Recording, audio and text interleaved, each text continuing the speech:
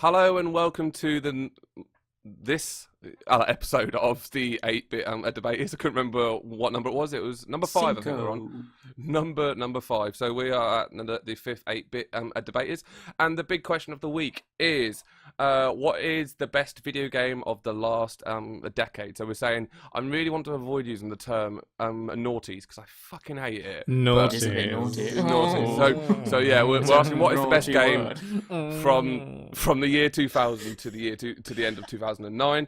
We're also going to talk about Sea of Thieves getting its first pirate legend and the controversy around the community that's blown up about that. And also we're going to talk about there is a recent playtest that's just finished for by Naughty Dog for The Last of Us Part 2, which I'm sure Paddy is ready to cream over. So, but we will start our podcast as we always do with the icebreaker. The icebreaker.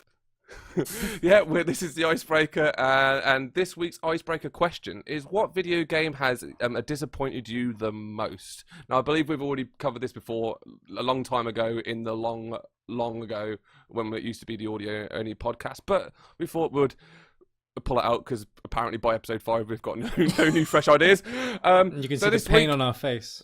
I'm gonna say hello to Paddy first. Hello, Paddy. Hi, how you doing Rob. this week? How you I'm doing good, thank you. How are you? Little ray, you're my little ray of a sunshine, and you bring so much light and Stop joy into my it. life. I know, right? Stop it. You hang up first. All right. Okay. I just had a podcast, guys. Yeah. So, Mr. P-Dog, what is the video game? What video game has Lord disappointed Penis. you the most? The game of life, Rob. Now I'm going to go for I think the same answer I gave last time because I think I was on that ukulele because they built up my little hopes and I was like, it's Banjo from the people who made Banjo, but then it was like, nah, it's not really Banjo, and maybe I just don't like that kind of game anymore. Maybe you've grown up a bit. Yeah, maybe time and place. Maybe you have matured somewhat. Although, like, I doubt it very much. I know I've mentioned it to you a few times, but I'm not a massive fan of 3D platformers. But I have heard A Hat in Time is what ukulele should have been. Really, definitely worth taking a look if you find a chance. And which, weirdly enough, it's weird that you bring that up because it's a year to the day. Obviously, we're recording this, and obviously it'll be 2 days from now from when this heads out. But on the day, I know on the day today is actually when we did our first video on YouTube. And it was weirdly enough on that you talked about you got hands-on time with a ukulele and at EGX last year. You talk about how it was really good and you really enjoyed just it. That little bit was so much fun, but then so much change. Didn't live up to my expectations. No, that's a shame. Well, let's move on anyway swiftly. Let's go to Alistair. Alistair, how have you been doing this week, my friend? It seems you have a change of venue. I do. I've taken the Easter weekend to chill, and I've spent the weekend with my parents. You've taken a retreat I have taken a retreat to reflect on yourself and learn like who you actually are. Hopefully I'll come back to the bustling city a better person. I would have grown from the experience. Strong. Okay, so what video game has disappointed you the most? Well, Rob, I'm going to pretend like I can't remember what happened when we last talked about this, because I can't. I'm just going to say Another World.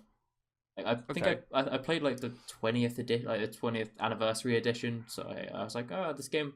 I mean, people have remade after 20 years, and people raved about it online. I was like, this game must be pretty good, and it was the worst thing I played. What is it? It's a shit game.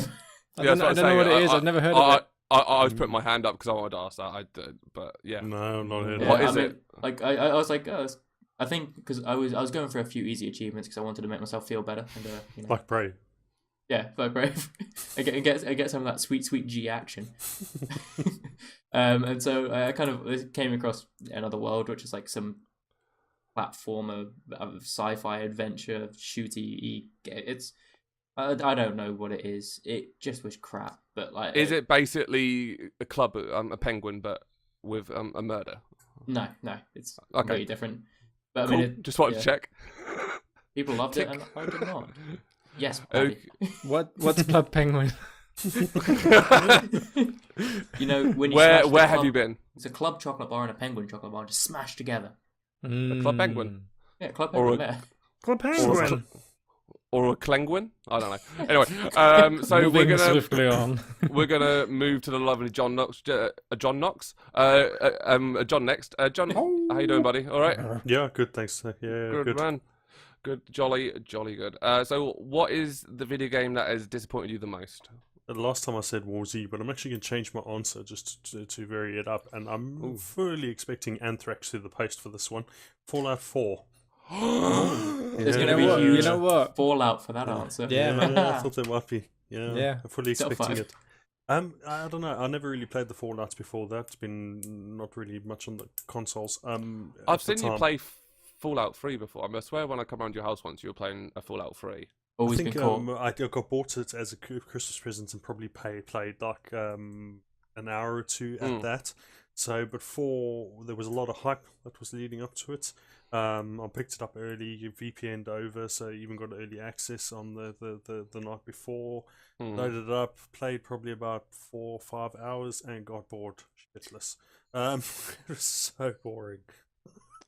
I know it's a game that very much divides opinion across it. I mean, I personally, I really enjoyed it. I got really into it and spent a lot more. I've done about 2 playthroughs on it, and I see the problems with it, but I also enjoy its merits too much to not be able to play it. Because I know Al pitched that in, didn't you? As one of the best open world at games all day. So, I imagine it was the imagine. best open world in game. So the game didn't itself have to be great. It just has to be a good open world. Do you like Fallout 4 then, Al? Overall? Yeah. I mean, like I don't say I'd be absolutely in love with it, so I wouldn't be angered at John saying that. But I liked it. I enjoyed it. Be angry, Al. Be angry. I want to see you when you're angry. Grrr. I'll get you. I don't know. It's something reminiscent of doing gardening. That's what it reminded me of. It just no. So I think for me then the video game that's disappointed me the most has to be probably Assassin's Creed Unity. I think is the one video game that's really let me down. I mean, I don't know, like John. Well, again, you remember I was on board with the Assassin's Creed series for years. I was there at day one for Assassin's Creed 2, Assassin's Creed Brotherhood, Revelations, Assassin's Creed 3, and Black Flag, and then Unity rolls around, which I was getting. I didn't really have the hate on the series that everyone else did. I didn't really enjoy Black Flag as much as a lot of others did, because I saw it as a really, really good pirate game, but not a very good Assassin's Creed game. And I wanted my Assassin's Creed game, and I was really excited to be going back to Europe in a big, huge city. And it was just crap. Even when you take all the bugs out of it, it took the one thing out of Assassin's Creed that I loved, which was a very simple and easy to do, but yet very satisfying combat system. They took that out in favour of doing something that was more challenging, that didn't do it in the same way that Origins did, and it put me off the Assassin's Creed series, which was one of my favourites, and I don't necessarily keep up with the series anymore. Still haven't played on a Syndicate, even though I have heard that is pretty good. But yeah, that's me, yo. Unity was was really disappointing, especially because I picked it up a few months after it came out, and they were pushing online features so much, like play with other people, and there was no one to play with at that point. Yeah. So it's like this mission's best for 4 people. It's like there's no one playing this game anymore. Yeah. I don't. And not as that, I mean, it was like the accumulation of just busy work. I mean, if you remember viewing the map of it, it's just busy work. You know, collectibles and flags and all this kind of stuff. And it's such a shame, because they did a brilliant job at creating the city. They really did. I mean, this poor woman I hear about who. I remember when they were promoting the game, they was like, "Oh, we've had this one person spend 2 years building a Notre Dame a cathedral, and it looked fucking breathtaking." But how pissed off would you be? Like, you spent 2 years of your life on something for it to be in the game that almost killed off the franchise. It is a shame, really. But yeah, anyway, I think that's a nice way to wrap up on the icebreaker. And now that brings us to the next part of our podcast, which is the main part, which is the mass debate.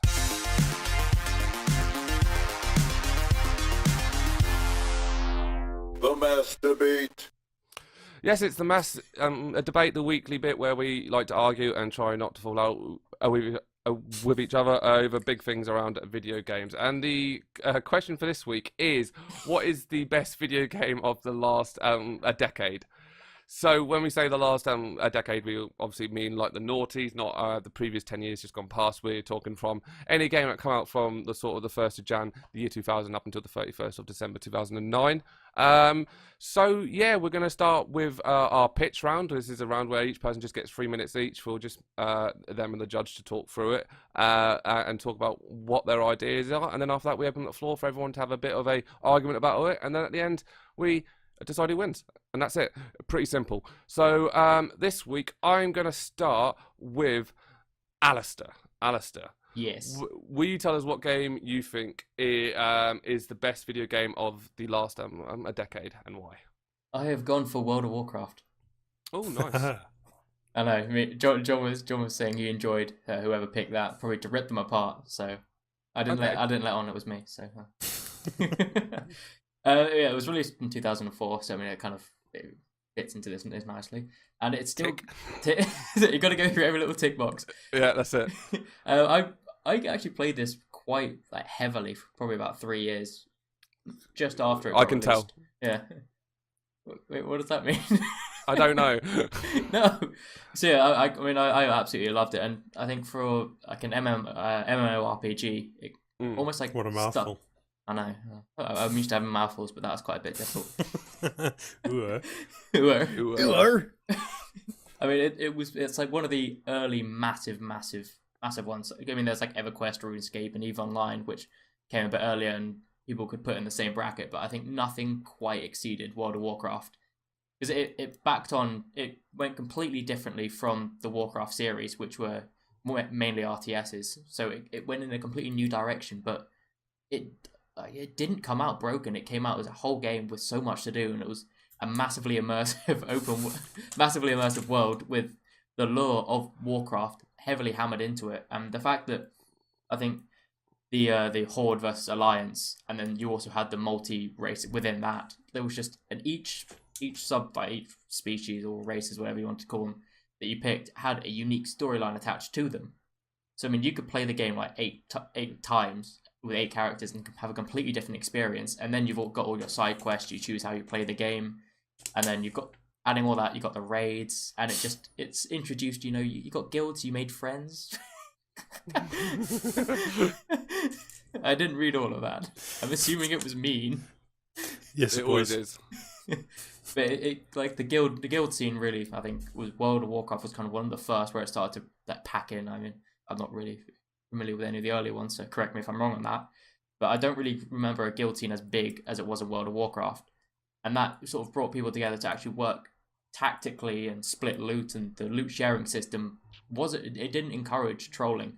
It actually it came out quite as a fair system where you would like put in for an item that you wanted. It would roll the dice and sort of kind of pick someone at random almost.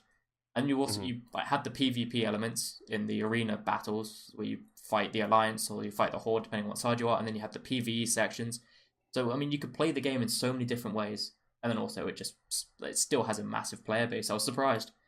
Like the last report in 2015 from Blizzard was 5.5 million subscribers. Wow, still. I mean, and it peaked at like 12 million. Yeah, you definitely can't ignore it. It was a huge game for its a time, just by the player base by itself. Absolutely. Yeah. No, cool. No, that was an awesome pitch. So next we're going to go to John. John, are you going to tell us what you think was the best video game of the last a decade? Before I do, I must commend Alistair and his research skills. Yeah, he's been brushing up. Those numbers, bloody hell. I went to Google once. Yeah. Right, yeah, I've gone for the Counter-Strike series. So this was originally a mod for Half-Life in the late 90s, which was then picked up by Valve and released as an official game in 2000. It is a 5v5. The idea is it's one life and a best of 5, and you would have either bomb defusal, assassination, or hostage, rescued hostage. was kind of the one, because at the time you had Quake, you had Unreal Tournaments, which was all very high tempo, fast paced, unrealistic type of things. It very much arena based, isn't it? Yeah, that's what that is. Yeah. Yeah, that's it. Whereas this kind of went for the more realistic, unforgiving, competitive nature of it. It still has a thriving mod community to this day. It also pioneered a lot of the anti-cheat software for the online stuff. VAC. I can't remember what it stands for. Never mind. Not done my research as good as Alistair. I mean, you're looking when when you bought this, they actually even coupled it with a couple of games, Team Fortress and Opposing Force. I'd never played the latter. Team Fortress was decent. I did enjoy that one. Is rated as 9.2 on Metacritic. I mean, that's by users as well. I don't think you can argue with that. No, we can. Give it a try. And we will. I mean, they're still rehashing it and releasing more modern versions on the same sort of premise. CS:GO, which was released in 2012. I mean, it's era defining. One of the key things I've put forward with it is that it pretty much kicked off the genre of the modern day. It's kind of realistic, which has morphed into COD Affinity Warfare. But I go back. It very much kind of set the scene for that and drove the esports scene. Even to the point that it was one of the fundamental games that was held in the World Cyber Games. It even led to a team federation that set the standards and rules to do with player transfers within leagues and organizations, and also set the first professional circuit. So in terms of like driving money, advertising, and the esports scene, it is unparalleled. I mean, there are many ones that have overtaken it now. You know, LOL. You got other different ones, but it's definitely it's unrivaled in respect to that, and it's still played consistently to this day. No, a great pitch. No, a brilliant pitch. So yeah, that was John's pitch, and now we're gonna swiftly move over to Paddy, who looks like he's got his work cut out because these guys have bought their like A game this week. So, Paddy, what do you think was the best video game of the last a decade? 2 words, Rob. Wii Sports. Nice. Jesus. Okay then, convince us. Why is Wii Sports the best game of the decade? There is no game that decade that did more to bring gaming into the mainstream, the public eye, just the world really. I mean, it was bundled in with the Wii, but the thing has sold 82 million copies. Putting the Wii, it basically gave that platform a reason to be. You picked it up, and it was there. It showed you everything you need to do. You could waggle. You could play. You could play golf on it. What was it? Golf, tennis. Boxing and bowling, and baseball, yeah. So really simple. Just showed off the motion controls. Basically, was a proof of concept for the actual console itself, which just exploded. It did crazy numbers. And I think really its legacy is that it kind of, it was the game that it was basically the toy that everyone had to have, like the Christmas that it came out. And then where else could you like go bowling with your racist uncle at Christmas? Because it was in the living room. It was right there. They were all. Like it just brought gaming out into the world in a way that we're kind of seeing now with Fortnite, because all these professional athletes are playing it. But that was its kind of, I guess, first real explosion in that way, where everyone in your family was suddenly playing games, and like your mum would be like, I want to buy a Wii, and it's like, really, you do? And yeah, and because I want to play bowling. It's all right, calm down, mum. Is that what your mum actually it sounds like? No. Oh, Paddy, get inside. Buy me a Wii. I can't wait. What's a Wii? But no, it just kind of propelled the industry into a completely new light, and Nintendo was really good at doing that kind of thing, and it was kind of their way of just. It's like such simple concept, but they're also really fun. Like you can't deny that it was fun to play golf, with this new thing that you'd never really done before. And it also opened up the age of the peripheral, like the motion controller, the peripheral, and that decade was defined by Guitar Heroes, Rock Band. Having plastic shit that you did things with was like that's what the noughties was. So, and it was a key player in that, and just like crazy numbers to sell 82 million. I think it's the highest selling game ever on a single console, like a console exclusive. No, nothing's ever sold like as much as that. So just a huge defining moment for the industry. And okay, the Wii kind of went off a cliff towards the end of it and full of shovelware, but there was a period of time for like a few Christmases after it came out where that was all anyone was talking about. That's all anybody wanted. Yeah. It was like sold out everywhere. It was just the biggest thing in gaming, because like the Wii was, because of Wii Sports, because of the simplicity and the ease of use, basically. Cheers, Paddy. That was a brilliant pitch. Thanks. So that was the pitch rounds. I think we've got three very good entries there. I don't think there's any clear outright winner there. Very surprised not to hear any Call of Duty Modern Warfare 4 or anything such as that. All the ones that you would sort of immediately jump to. So everyone's trying to be a little bit creative. But this is the part of the a debate now where we just put it out there for everyone to have an argument on. I just want to remind people that we do not try and make our judgments based upon the games that we love, but we tried to base them upon the arguments that are put forward to us. So I'll ask everyone to remember that there'll be no prejudice here. And to be honest, all three of these games I don't have a lot of exposure to anyway. So I think it'll be quite a fair a debate. So when the a debate will end, everyone will hear. I do not want to touch noise. His ass. I want to make him talk.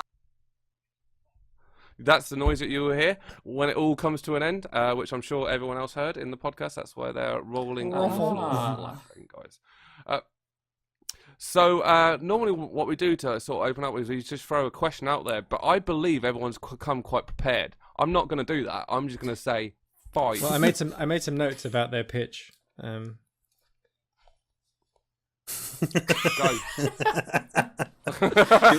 we need to censor this. 1 point to Paddy. Nope. I think Paddy has 4 points. Okay, so I think that says everything you need to know about their pitches. Well, World of Warcraft, I'm going to be honest, is it's a good game. Don't get me wrong. It's the only one in the Blizzard franchise that I skipped and just like, nope, I'm alright. One of the key things for me for that is the subscription, $10 a month. Oh my goodness, I worked it out. If you take into account the subscription, if you bought it in 2004 when it was first released and continue to this day, you're looking approximately nearly £1,700 in subscription fees for a fucking game. Ooh. Never mind if you're buying the expansions, which chucks on an extra 300 quid if you buy them brand new. 50 quid a shot. It is pretty extortionate for a game. I'm just throwing this out here. That's my hammer. And what a big, powerful hammer it is too. Be careful where you say that thing, John. Yeah, I think also it feels like, if you're going for a game that's kind of like the best game of that decade, it's got to really be a defining one in terms of something that, and Warcraft is Warcraft and people know about it. But I think if you threw it out to I guess we had the movie, which was fine, but it doesn't. But the movie was based on the games before it. It feels like it's just not that. Nah, I don't know. It just doesn't feel like it's that relevant anymore, and I don't know how it, if it's something that kind of stands the test of time, especially someone like me who's not really been on like PC. It means literally nothing to me. So I don't know. It doesn't excite me. I don't think also because of its persistence, I don't think of it as a game from that time. I just think of it something that's always existed. So I don't know. I couldn't tell you. Isn't that a good game though? No, but I couldn't tell you. But like, wow, it was that game that defined the noughties. I like saying that, despite Rob not liking it. Yeah, I don't know. It just doesn't. Word. Because it's just kind of this thing that's just always just kind of sat there in the distance, quietly in the corner, watching. A bit like Rob. That it just won't die because there's another expansion coming. It's the 7th one. For fuck's sakes, kill it. Die it. Die. I mean, I'll come in and start defending the game bit by bit. So I'll start with John and the price thing. I mean, yeah. Even can you put a price on fun, John? Can you put a price on this smile and the laugh? That looks like. But I mean, the subscription basis. I mean, it was. I mean, at the time, I didn't really think too much about it. It was you know, rolling in it, etc., etc. But I mean, like I played it for maybe 3 years ish, kind of on and off. I think I stopped for like 6 months in the middle of it. But you don't have. It's one of those games where you can experience it, but you don't necessarily need to continue it forever. So the whole notion of you have toed up the price from if you started playing it back when it was released in 2004 till now. I think how many people have been playing it for that length of time? People have like jumped on and off, and that's the beauty of it. You can play it for like a year or like and do whatever you want to do, and then you can stop for a while, go away and go, actually, you know what? Like I wanted to see, maybe play from the other side. You can come back to it, have another experience, and you can almost like you're familiar with it, and so you know all the mechanics, you know kind of what's going on. But the entire game can be completely different because you've chosen a different race, you've chosen the Alliance, or you've chosen the Horde instead of the other way around, and the way you play it, maybe the guild you've joined. So I mean, it means you can come back to the game and can play it a completely different way. So that subscription is basically just you're getting a new game, but something that you're familiar with, instead of like having to try the mechanics again. Yeah, See, that's thinking. With Counter-Strike, I spent 80 rand and a Warthog, and I no more. Yeah, we all know Rand's not a real currency. I've still got it to this day to my Steam account. And then Paddy's thing was it just kind of it faded. Was that your kind of point? It was just like it didn't stand out. Well, no, it's just more that like, you know, can you ever? It's just persistently kind of just sat there as a thing. I don't know. It doesn't feel like this big event. You know, there's a new Warcraft expansion. You can say that about like everything. I mean, I haven't been like. I mean, I'm going to attack John. Everything. I haven't been excited about any Counter-Strike sort of expansions or releases, and that just seems to have gone on forever. And I mean, I used to. Like, I played Counter-Strike Source like obsessively for so many years as a child. Yeah. All the shooty bang bangs, and so but since then I just like out of CS:GO, I think CS0 and all that, and the esports scene. I just haven't cared about it since it was like since I played Counter-Strike Source. Didn't care about it beforehand. Played it, loved it. Didn't care about it afterwards. So you can say that about like a lot of these great games. If you're not into it, then it's not going to be important on your radar, and you don't need it to be thrown into your face to get brought into it. Because if you play it, you enjoy it, and it doesn't need to be shoved at you. Maybe you'll often see the advert of like a new DLCs that released, because it normally, I think for the past, I think I've written it down. Yeah, for the past like 7-8 years, they've released a DLC every 2 years. Mm-hmm. So they do have regular. Something inherently wrong with the game then, if there's a DLC. No, I mean, because it's not fixing the game. It's like expanding it. It's adding different worlds, different like bosses, because you can technically complete World of Warcraft. Like guilds can do the raids and beat the bosses and all that. And once they've done everything, there's only a certain amount of levels and loot you can get. And once you've maxed out, they're going back to vanilla. They're releasing vanilla soon, aren't they? Which just blew my mind. I have no idea. Well, I'm assuming that's just to get a new player base back in to it. Like maybe people like Paddy who haven't really noticed World of Warcraft can get don't back want to do it. Don't care. Play it. Don't care. Don't want to. I think also if you look at Counter-Strike, I think it's something that comes up a lot when we have these debates. Like, what is more important? Like the game that kind of started something and was the start of something, or was the origins of something that everything else built on, or what was the game that kind of defined it.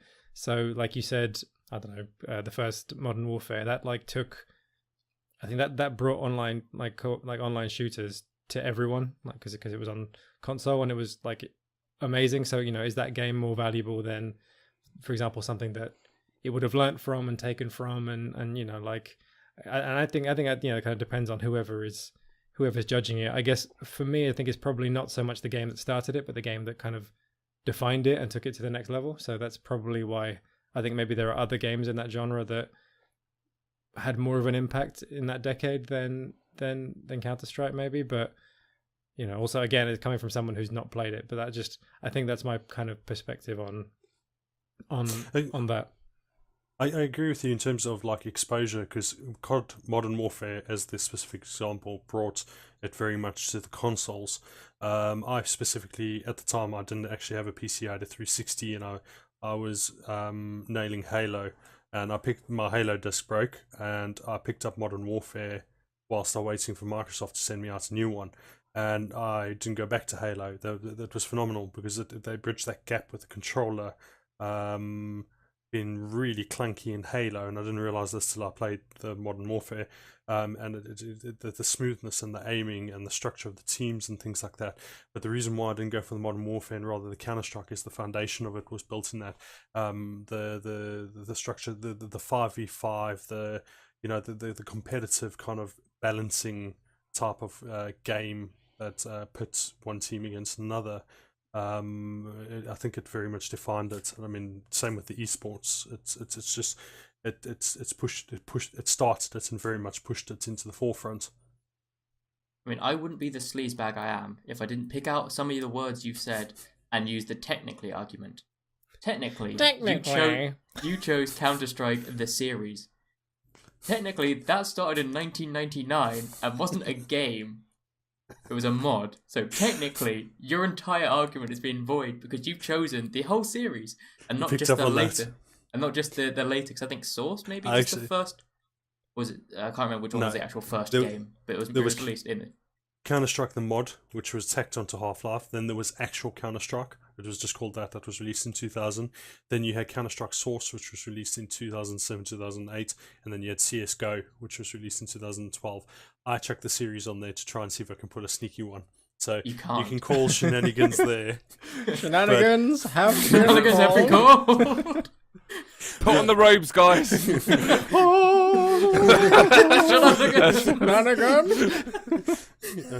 But nonetheless, my points that I have made that applies to the Counter-Strike, and it's still relevant.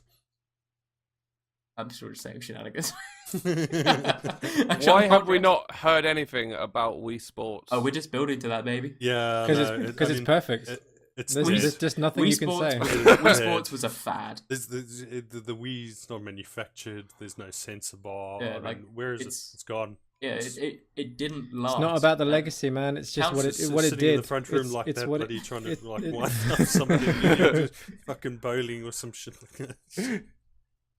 Yeah, it's not about its legacy. It's about what it did, and it brought families together around little people with giant heads. Bowling. No, it didn't. It just gave my brother heavier controllers to hit me with whilst playing boxing. This seems like another good thing for Rob here in my favour. And also, we're not giving the casualties of hundreds of TVs that Wii Sports killed. There's a very clear there's a very clear thing that says to add the things. This is TV's gone before their time. There's only so much. There's only so much you can do. End the violence. Do you actually even follow the instructions in a booklet when you get? I mean, I know I don't. Oh, yeah. So this is every time you land up a note. Yeah, exactly. It says it on the screen very clearly. Make sure you attach the straps. This is your own fault. Otherwise, the booklet police come after you. It pops up on the screen, and my mind goes instructions, and everything else shuts down. And you're blaming me and Nintendo. I'm feeling sleepy. Yeah, exactly. I mean, like the whole Wii Sports thing. I mean, it was entertaining for a little bit, but after that, it just got boring. That sounds like I did have 5 games that lasted about a minute each, but that's about it. It was innovative. Yes, I agree with you, but I would argue verging on gimmick. And the reason why I say that is that the sensor bar, it's gone.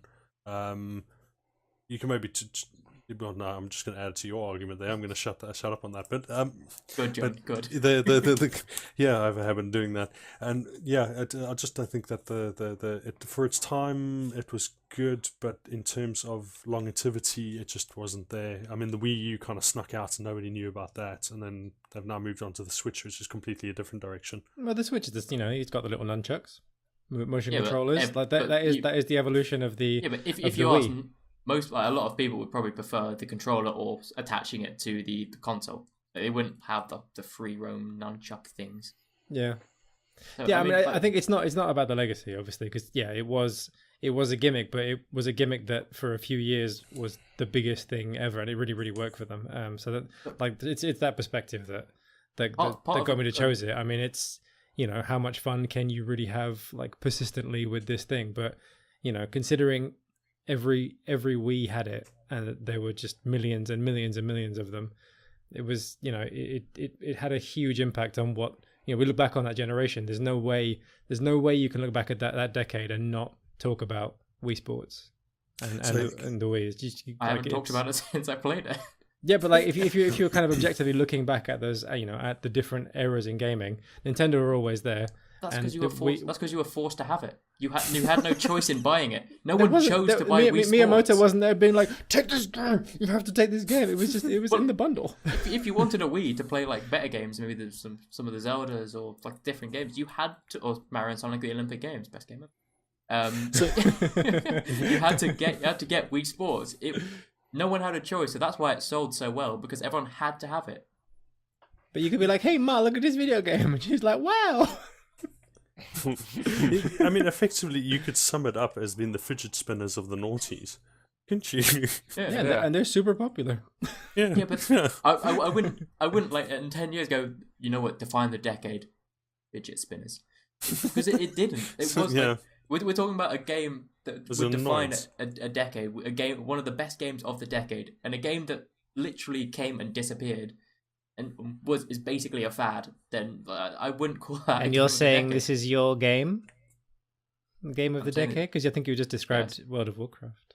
Oh no, World of Warcraft's still going. Still got a player base of, hold on, 5.5 million. Yeah, I used that earlier. I had to remember it again. Just get the abacus out. Quick, Jeffrey, get the abacus. They even did a little... Jeffrey, fetch me my counting stick. By 2023, the player base will still be around like 2 million or so. I saw that graph. And I wonder how many decades it will take before that player base reaches the 82 million Wii Sports. Because they had to have it. I could stick my mixtape in every Switch and it could be in 6 billion people's hands, but they still think it's crap. You have a mixtape? It's fire, yeah.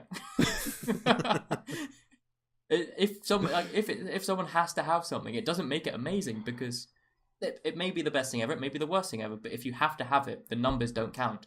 But I mean, the Wii was big because of the motion controls, and this was like the game that said, here's everything you need to know about them. This is the Wii. The Wii was a new gimmick. Rob wants to interject. I've got a couple of devil's advocate questions that I've lined up for each of you, just to give us all. And I suppose I'm not going to ask this question to Alistair, but I'm going to ask this one to John and Paddy about World of Warcraft. Oh. Would you guys say that World of Warcraft gave a positive image for a video gamers? Have you seen the South Park episode? That's exactly what I was going to just say. Yeah, I mean, it's like basement. Well, jury's out. It was the basement dwelling. My feelings. My feelings. The basement dwelling, just basically Cartman when they all get terribly fat, and you have the World of Warcraft guy. I mean, obviously it's an exaggeration. That's not everybody. Some of them lift. Sup, Al? Yeah. You know it. Yeah.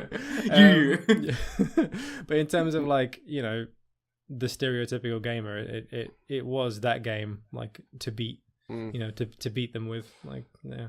I think it was around the hours that are needed in order to progress in it. I think really is the key thing in that question. The quee. It was the quee thing. It sounded so posh. It was the quee. Yeah, it was the key thing in that. In terms Whereas there was a university study somewhere in the UK that showed that playing Wii Sports, while not a replacement for physical exercise, could actually be good for you.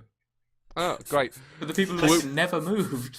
It is a great point, but I'm going to go to the next devil's advocate question. So this one's going to go to Alistair and a Paddy that I want to answer this.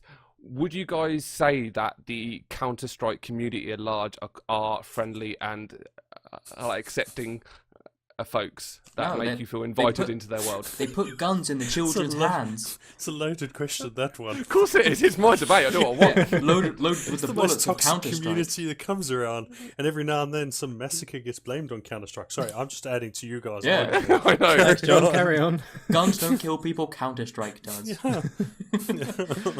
I mean, the community was never great. I mean, I didn't just receive that much abuse, but I never talked on it that much. I just did the shoots. And people got angry at me because I got mad skills. That's because they were jelly, obviously. Yeah, it's always been renowned as a very toxic and hostile community that isn't very welcoming to new players. So for a game for the decade, you have to be playing it from the beginning to kind of almost feel like you're part of the community and the feel. Otherwise, you'll just get abused and you get kicked out because you're not good. You're not good to me, son. You're not planting at B. To be the best, you got to put up with shit. And Paddy, do you have any thoughts on the Counter-Strike community? I know you're not direct. You have no direct sort of a knowledge of it, but obviously you've I didn't know, but now I'm scared. About toxic communities. I'm scared, in general. and I don't want to go there, Rob. If it's a mean place, I don't want to go. My feelings. Okay, so all right, let's move on to the last toxic community of Wii Sports. Devil's advocate question, which I'm going to pitch to John and Alistair. Would you guys say that motion controls were a good thing for video games? They did start something, yeah, but for the Wii, it was more of an experiment. It wasn't quite the this is great. It was okay. Here's a new idea. We're testing it here because a lot of things with the Wii failed. They did a few things right, and so the only thing that they could kind of do right was the basics. Was like throwing a ball, swinging a bat, things that weren't that complex, and that's the only reason Wii Sports was good because it was one of the few playable Wii games. So go on, John. Attack. No. To be fair, as it's a devil's advocate question, I must admit, as it has fallen on his face and disappeared into the ether, it did kickstart the virtual reality scene, which for years and years has been trying to get off. And I'd say that was the catalyst that has led to the HTC Vive and the Steam VR, and which is big money now. You know what I mean? It's still not quite there, but we're not far off at all. Yeah, motion controls haven't gone away. I mean, the Switch, VR, the Move. Love them or hate them. I mean, you look at the Xbox. The thing is, we're not arguing about like what did the console or the game do for the future generations. It's was it a good game? So I mean, it kind of Wii Sports will have nothing to do with the fact that the Wii did kickstart the whole move and controller and the HTC Vives and all that and VR. So I mean, we can kind of count out that entire argument. It was the purest form of what the Wii could do because, like you said, it's the only thing that really worked. And it was like it was the Wii Motion Plus. I think they had to like introduce an update to that for you to be able to play whatever Zelda it was like on the Wii. I can't remember which one. I think it was Twilight Princess. Skyward Sword.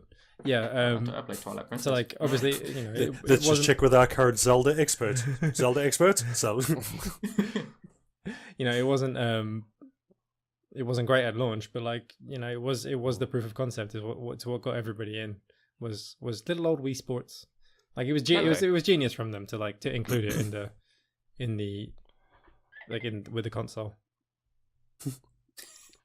My phone was going back, but no, that's cool. I think just to sort of wrap up the debate and final thoughts, I want you all, and I do this every week, but I'm gonna come to you individually and ask you in no more than 20 seconds why not the other two. So, Paddy, I'm gonna ask you first. Why not World of Warcraft?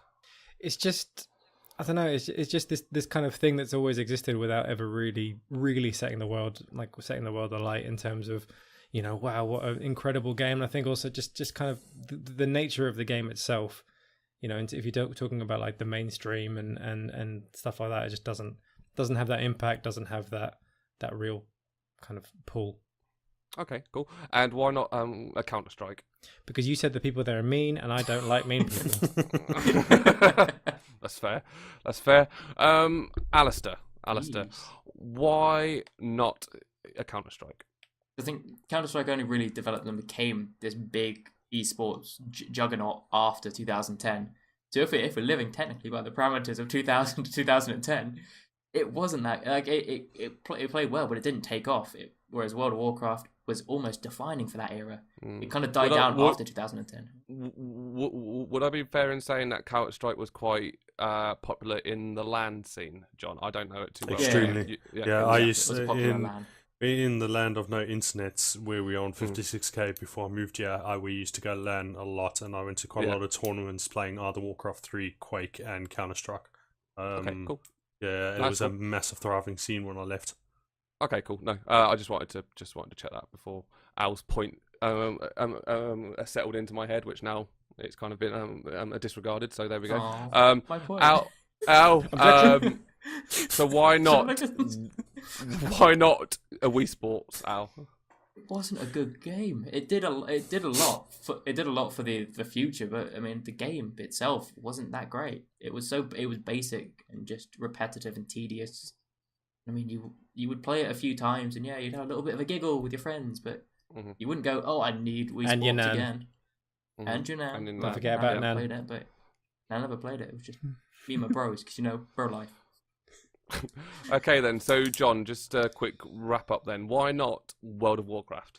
Because it's the only game that has got away with a monthly subscriber. Well, there might be others, but nowhere near as big. I just think that it's too much in terms of cost. The amount of time you have to put into it, it's just it's a bit over the top.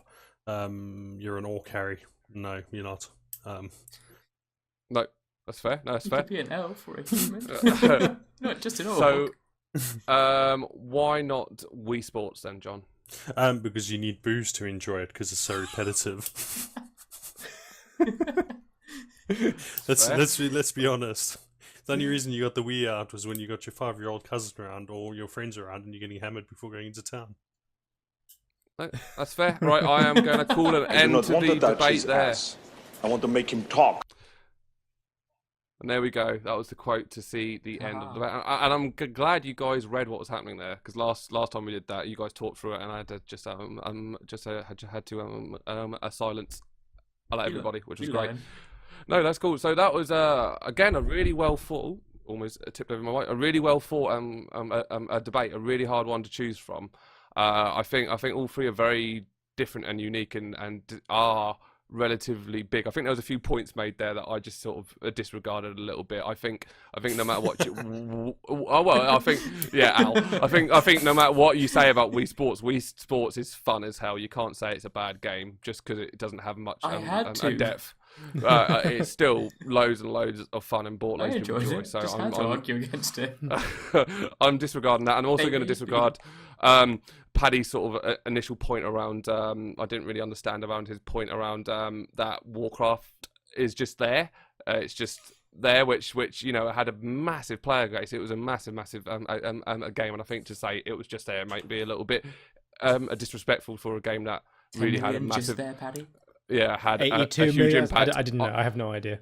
No idea. You just piece of gaming, nothing to do with my life. Don't know. So I don't know. I think it's fair for a transparency that I feed back to you guys what you did well and what you didn't do so well, or what I'm going to take into my basis for my choices. You should see the monthly reports we get. Jesus. I know, right? Soon, to be fair, we have just finished the first quarter, so quarterly a lot of appraisal soon, guys. No, so I'm going to go. The winner of this week's debate is going to be John. Yes. With a Counter-Strike.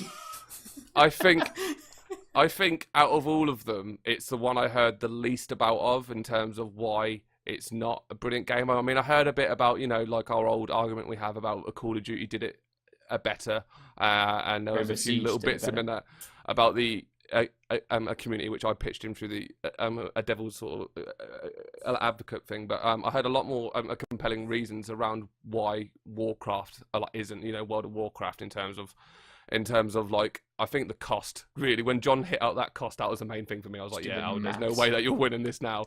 It's all about the fake news. And he just made up those numbers. Where's his proof? Damn it! I should have checked. And I think what knocked out a Paddy for me is when Alistair was talking about the fact it come bundled with the thing and it was forced upon players, and yes, it was loved, but it never really had the chance to prove itself as a standalone a game. So I think that was really a valid point about why Wii Sports is really hard to argue as the best game of the decade. So that's why I've went with John. So the winner of this one is John. So everyone, there you go, your painful smile. Yay! Okay, the least popular game by far. Yay! Yay! So that brings us to the end of this week's mass debate, and now we're going to wrap up the show as we always do with the news. Our views on the news. Yes, it's our views on the news, and this is where we go through a couple of news pieces from the week and just have a bit of a chinwag, see how we feel. It's a chance really to a bitch about the things we don't enjoy in games or the things we actually really enjoy in games. It's just our way of expressing ourselves. Those monthly subscriptions, what a great thing. I know, right? So yeah, we don't have any huge news items this week. It's been quite a slow week when it comes to gaming news, but we thought we'll pick out a couple of things. The first one very Xbox based, and the second one very PlayStation based. So we've got a nice broad range here. Perhaps next week we can come back with some Nintendo stuff and really spread our wings a bit. But so the first bit of news is around Sea of Thieves. Sea of Thieves has got its first pirate. A legend, which is basically the final rank in the game. There was a big race going on amongst the Sea of Thieves community to see who could get there first. It was claimed by a streamer, which I don't actually have his name to hand, but it was claimed by a streamer who got there, but it's caused a bit of controversy in the sense of what he was doing and how he's got there is basically by joining parties at the obviously he's quite a known streamer, and anyone who is a fan of him will just say to him, hey, hop into our game when we're right at the end of just paying in a load of chests and skulls. So he's kind of nerfed his way to the top of the leaderboard by just rolling on the back of people's voyages and stuff. So everyone's up in arms, and I think there was some sort of promise made around that whoever got there first would get a statue made of them in game. So it's all everyone's sort of kicking off, and the hashtag not my pirate a legend is trending. So I thought, as we're all sort of we're all up on Sea of Thieves, we all played it as a team and sort of enjoyed it. I thought that would be a nice one for us to pitch around, to talk a bit about Sea of Thieves, and also a bit about how we feel about this guy, whether or not he should be called a legend, which I might argue him cheating his way to the top is pretty damn... It's as piratey as it gets. As piratey as you get, yeah. But I thought that was a really cool little news piece. Yeah, it kind of feels like it's against the spirit of what that game is. Because, you're pirates and you can completely mess people up after they've gone and done a raid, and you can sink their ship and take their stuff. But I don't know, like, it just feels like this kind of big, happy, weird pirate thing where you can play your accordion underwater while you get eaten by a shark, and like to cheese your way to the top of the leaderboard just for the sake of it, I guess, to have your name recognized. There are. I know. Yeah, his argument for it is that he works and he has a wife, so he hasn't got the time to get to the top of the leaderboard. Which I find quite amusing about that. Yeah, there's been quite a bit of chatter on the Reddit, on the Google, on the internet, on Reddit about it, and there's obviously a lot of people that are against it. And there was a race between another two streamers that were actually doing it legitimately. I don't think either of them have got it as of yet. But they're not far off. But yeah, I think you pretty much put the nail on the head there with it, saying it's cheesing to the top. Unfortunately, they didn't prepare the system to stop people from doing that. So, like Brave, the person who played the system. Yeah, no, it's true. It's true. No, it's what a genius.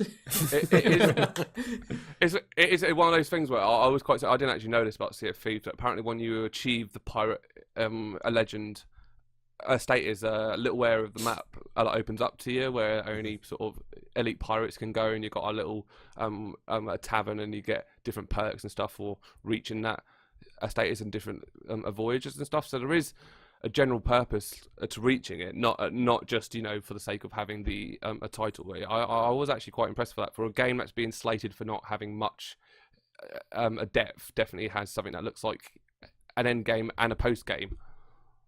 Yeah, I mean, like as I said before, it happens in every game, so it's gonna happen in this one. And I think it wouldn't have been an issue unless they put out the first person to reach this gets the statue made out of them.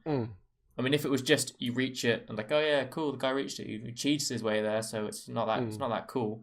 But the fact that like everyone's making a deal out of it, and the fact that he may get the statue made out of him is what makes it worse. If there was no almost incentive to get there first, then no one's going to cheese their way to the top, because unless you just want to sit there and go, I'm the first person to be a pirate legend. We are the boardroom now. We're the boardroom at Rare HQ, right, guys? And we're talking about it.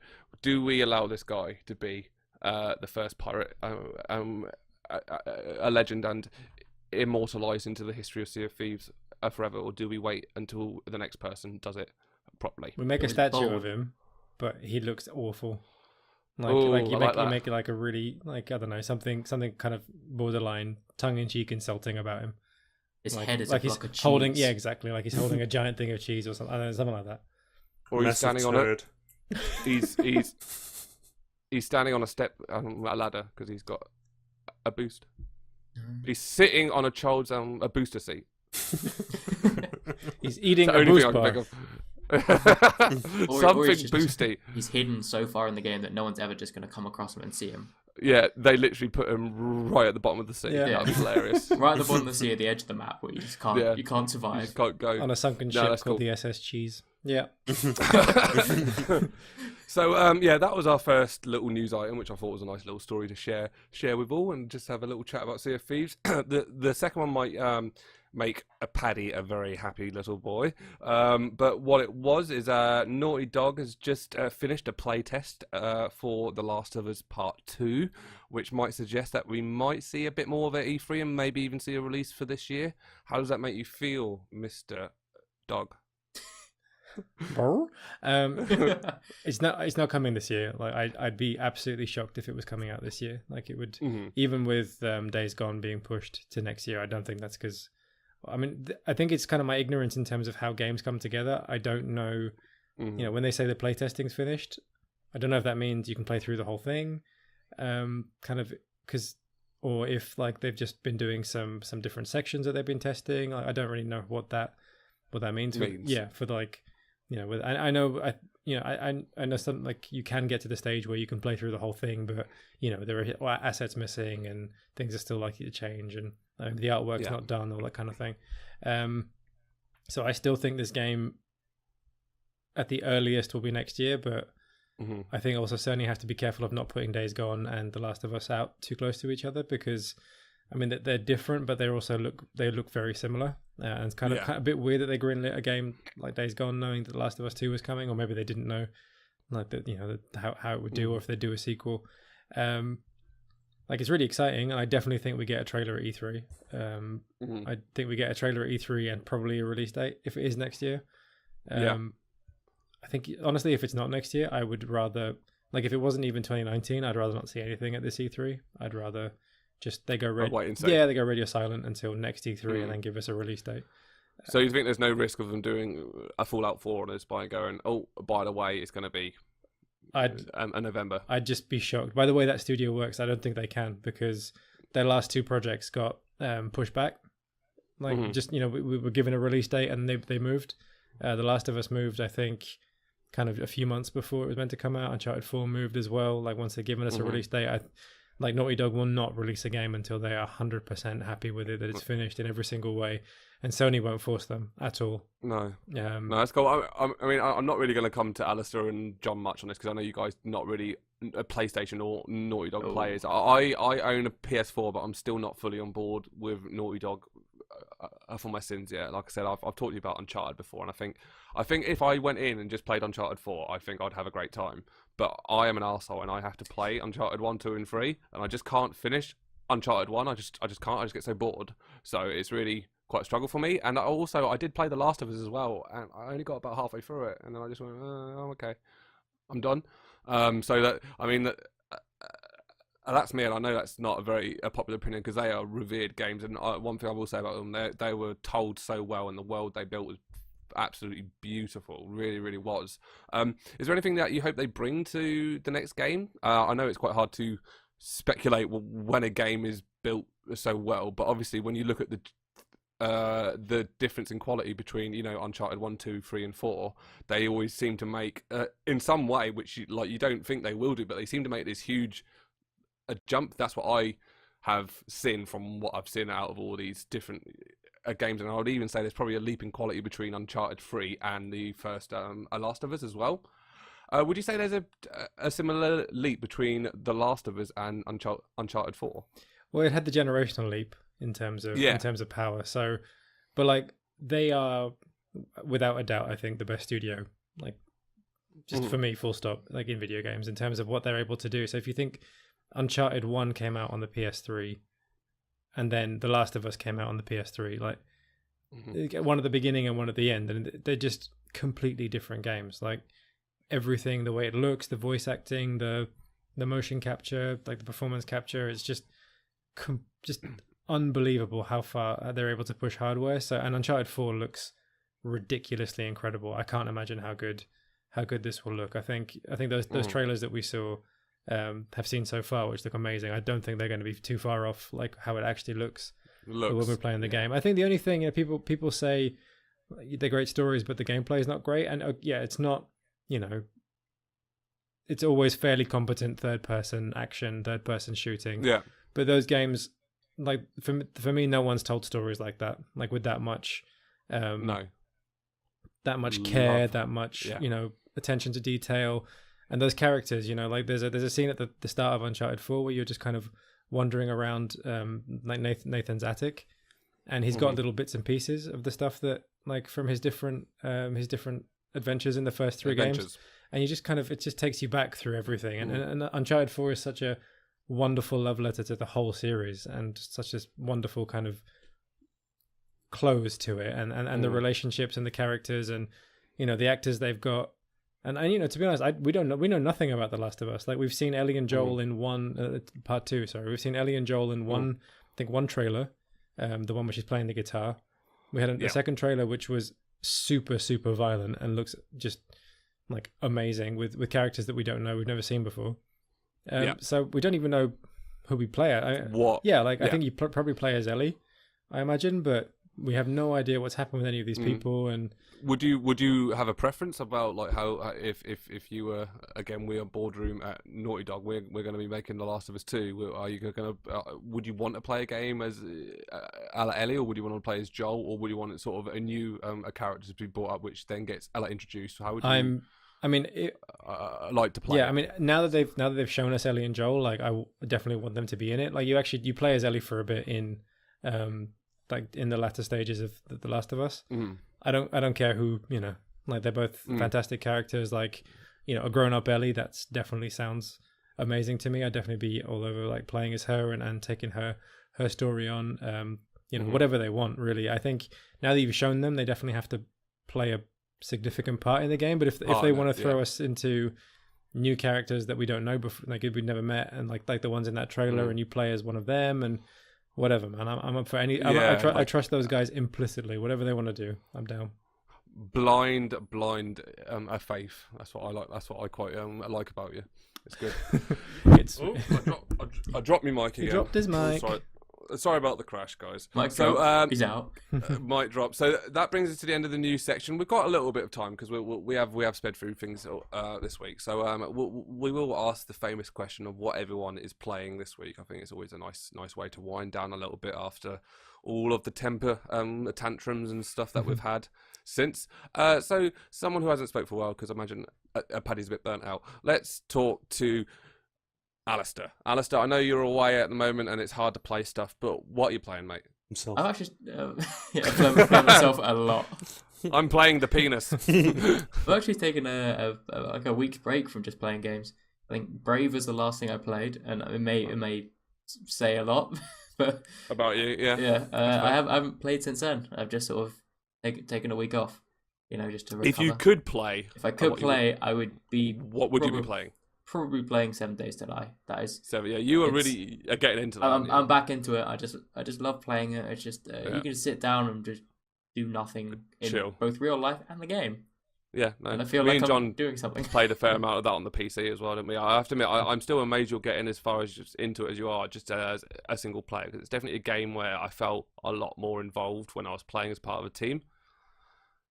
Yeah, I mean, I spent quite a lot of time. I have no friends. Yeah, I have no friends. It's literally the answer. Like the first time I played with my brother, and we kind of got quite far into it, and then that's how I learned all the mechanics. So when I came into it again, I knew everything that I was doing, and could just speed through everything and set myself up really nicely. I was just like, right, I'm just going to do this and do that. So I set myself little tasks, talk to myself, make sure I'm okay, and then give yourself little jobs each day. That's cool. That's cool. If I'm not that lonely, he's not that lonely. Oh. So, John, what are you playing this week, buddy? I've obviously been playing A Way Out with you. That's been pretty decent. Quite surprising as well. Hitman. Been playing a bit of that. Yeah, you're Nice. playing that one. I've been playing So my way good. through the different episodes. Yeah, I forgot how good it's good. It's been a while since I played played. It's a pure Hitman experience It's as such well. a good, Isn't it? it's such an awesome game. It's because I don't know if you play. I think you dropped out the series for a bit, John. But the one before it was called Hitman Absolution, which don't get me wrong, I really enjoyed that Yeah, it was when I alright. played it. But when you put it against that Hitman that come out, I think it was 2 years ago, maybe 3 years ago now. That was just a pinnacle of the Hitman a series, as far as I see it, anyway.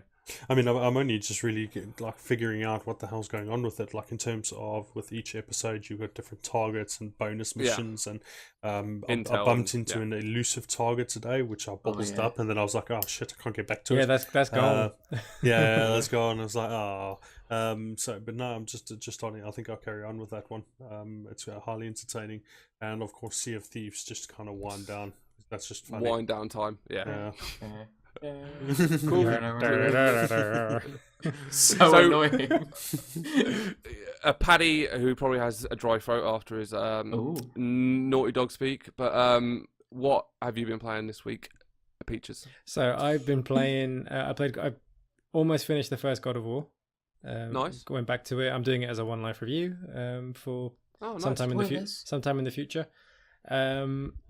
And yeah, man, it's really surprisingly good. I mean, I'll talk more about it then, but I had a really good time with it. Cool. And I played about an hour of Far Cry 5. An hour? Yeah, about an hour. Are you hoping to get your teeth a bit more into it? Yeah, I'm hoping to find some time to really kind of explore. Was it you who played it a little bit at EGX? Yeah. Was that you? Yeah, I played it. Yeah, a little bit then. Yeah. And you weren't too sure about it then, were you? You weren't too sure what to expect. Yeah, it didn't actually feel great when I played at EGX. I did a little bit of the shooting and that kind of thing, and it's like a really cool opening cutscene, opening kind of little bit. It's kind of like just I want to get into it now and really just you don't have the freedom yet. Like you did a cutscene and then like a linear little section that you have to do, and I haven't been given reins to the open world just yet. So I'm looking forward to getting into that and seeing what it brings. Yeah, I will probably pick it up at some point. I've just got feel like I've got a list as along as my arm of the games that I want to play first. Well, for me, I've been playing this week. Like John said, I've been playing A Way Out. I actually played all the way through that with my partner. And absolutely, there's if anyone has played it who is listening to this, there's one scene in that it just blew me out of the way. Really, really did. One of the most enjoyable gaming experiences I've had of the past a few years. Which I'm playing through it with John at the minute. I'm probably going to play through it with Paddy as well. But and Al, if you want to play through it as well, you can play through it with John because I would have already played through it 3 times. But no, I that game has just floored me in terms of the way they priced it. It come out, I bought it for brand new, a digital game. I got a bit of a discount of it because I still got EA access for my sins, and it cost me £22.40 for a new game, and I can play that split screen a co-op with my partner, which just works absolutely. I'm perfectly for that. And also I can play online with my friends even if they do not own the game, which I just think you can't really argue with that at all. So yeah, I've been really impressed with that, and I've still been cracking on with Yakuza 0, which I am really enjoying that game now. I'm getting into it, and I'm probably, when I finish this one, I'm going to buy there's actually 2 more that I can play on until I get up to date. So I'm going to buy the one after that, which I didn't actually realise the game I'm playing on called Yakuza 0 is a prequel to the original Yakuza. And then the one that came out about half a year afterwards was a Yakuza. I can't remember the name of it, but it's a Yakuza game which is a remake of the first game but built in the Yakuza 0 engine. So I'm looking forward to playing that. So yeah, and then after that I'm going to buy Yakuza 6. So I still have about 2 and 1/3 Yakuza games to play until I can play on anything else. So, yeah, great. So hopefully by the time I get onto Far Cry 5, it'll be nice and cheap and I can pick it up in some sort of summer sale or something. So yeah, unless anyone else has anything else to add, I think that's a good place for us to wind down on our episode 5 of the 8-bit debaters. I think everyone can do a well done, a thumbs up for getting through it. Well done, guys. Yeah, good. I love the enthusiasm.